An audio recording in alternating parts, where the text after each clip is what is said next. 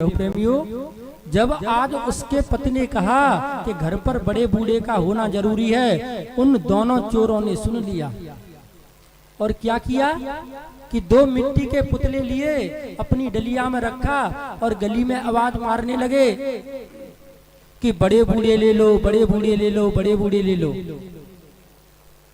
आज उसकी पत्नी ने जैसे ही सुना तो पत्नी सोचती है कि मेरे पति कह रहे थे घर में बड़े बूढ़े का होना जरूरी है, तो क्यों ना मैं बड़े बूढ़े ले लूं।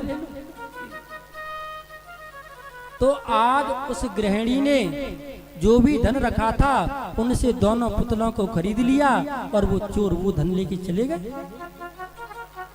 मेरे प्रभु प्रेमियों, कुछ समय के बाद जब आज वह पति पुनः लौटा तो फिर कहा कि देवी, इस बार तो तुम्हारा जीवन यापन सही से हुआ, कोई दिक्कत परेशानी तो नहीं हुई तुम्हें?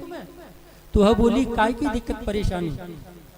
तुमने कहा था ना कि बड़े बूढ़े ले लो, तो जितना धन तुम दे के गए उतने में तो केवल बड़े बूढ़े आए।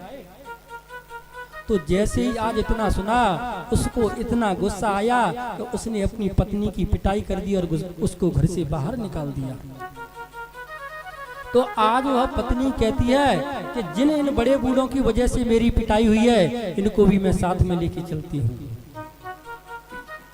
अब रात का समय है, वह पत्नी नगर से बाहर जाती है, तभी जंगल प्रारंभ होता है। तो वहां पर एक पीपल का पेड़ था, उस पर ऊपर चढ़ गई कि सुबह होगी तब मैं चलूंगी यहाँ से। मेरे प्रभु प्रेमियों, तभी उस वृक्ष के नीचे कुछ चोर आते हैं और वहां पर उन्होंने अपना चोरी किया हुआ पूरा सामान खोल के रखा और बांट करने लगे। तभी क्या हुआ कि जैसे ही उस देवी ने उन चोरों को देखा तो वह कांपने लगी,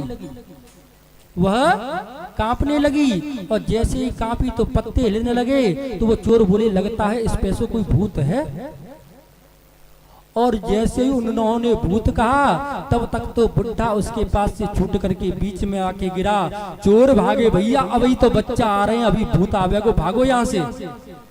और जैसे ही भूत कहा तब तक बुढ़िया भी आ गई कि भागो भागो, दो एक से दो हो गए और चोर वहां से भाग गए। वो पेड़ से नीचे उतरी, सारा धन इकट्ठा किया और अपने घर पर आ रही है। लेकिन सुबह का अंधेरा है। जब रात्र में उसके पति को सोचा कि मैंने बहुत गलत किया, मुझे उसे मारना नहीं चाहिए था, चलो ढूंढ करके लाती हूँ। तो आज वह पति जब उसको ढूंढने के लिए जाता है तो रास्ते में मिली और कहती है कि चलो यहाँ बात नहीं कर रहे, घर पर जाके बात करेंगे। तो आज जैसे ही उस धन को उस पति को दिखाया तो पत्नी कहती है कि पतिदेव, देखो हमारा भाग्य कि जब मिट्टी के बड़े बूढ़े हमें इतना सहयोग, इतना धन दिला सकते हैं, और कहीं हमने साक्षात अपने बड़े बूढ़ों को अपने साथ रखा होता तो हमारे ऊपर कितनी कृपा होती। तो मेरे प्रभु प्रेमियों, हमारे जीवन में बड़े बूढ़ों का होना बहुत जरूरी है। आजकल हमारे परिवार क्यों टूट रहे हैं?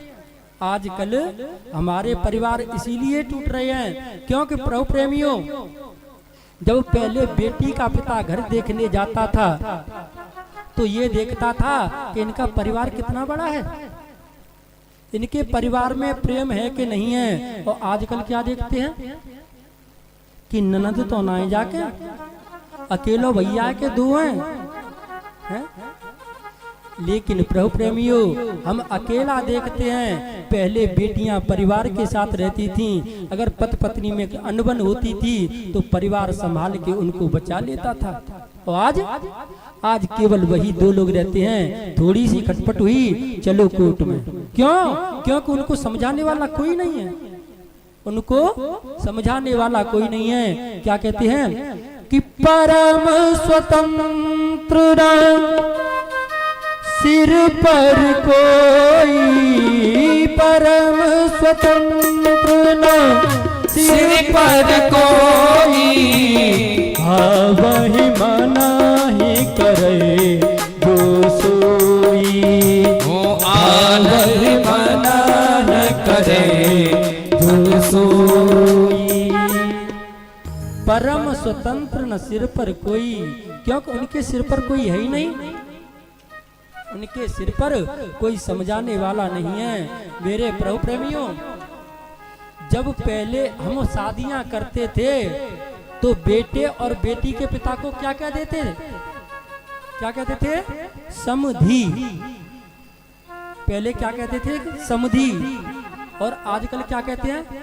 कालली, तेरो डोकरा कैसो है, तेरी डुकरिया कैसी है, ऐसे ही बोले ना है। तो जब पहले समधी हुआ करते थे, सम माने होता है समान और धी माने होता है बुद्धि। जिनकी आपस में समान बुद्धि हो, जिनके आपस में समान विचार हो, जिनकी आपस में समान मन हो, जिनकी आपस में समान सोच हो, वही तो समधी है। लेकिन आजकल हम समधी नहीं देखते, आजकल हम बोहरे देखते हैं। क्या कहते हैं आजकल? कि हमारे बोहरे आ रहे हैं। कौन आ रहे हैं? बोहरे हैं। और बोहरे कौन होते हैं? जो धन का आदान प्रदान करते हैं। तो जब भैया देखे ही हमने बोहरे हैं तो भैया वो तो धन मांगेंगे। हमारे यहाँ पर रिश्तों को भी सोच समझ करके बोला जाता है। हमारे यहाँ माँ की बहन को क्या कहते हैं? मासी, जो माँ के ही जैसी हो। और अपने पिता की बहन को बुआ, जैसी माँ है और वैसे ही बू है। लेकिन आजकल तो एक ही रह गया है, क्या? आंटी। क्या रह गया है? आंटी। चाची है तो आंटी, मौसी है तो आंटी, माई है तो आंटी, बुआ है तो आंटी।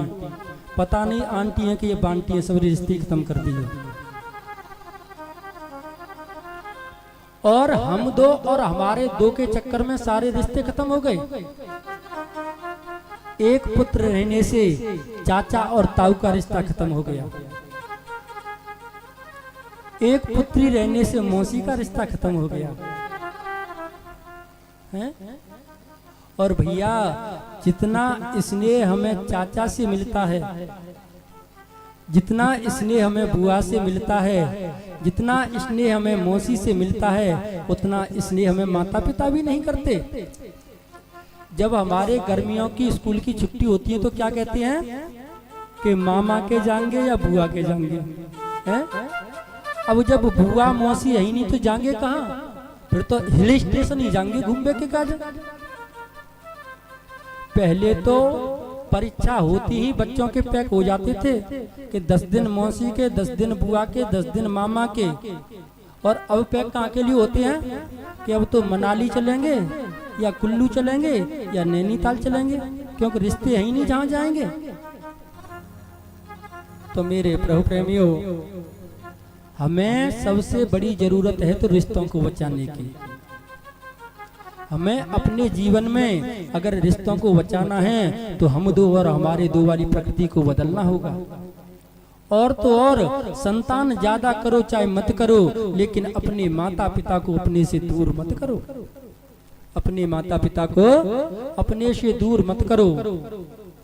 तो मेरे प्रभु प्रेमियों, कल की कथा हमारी कहाँ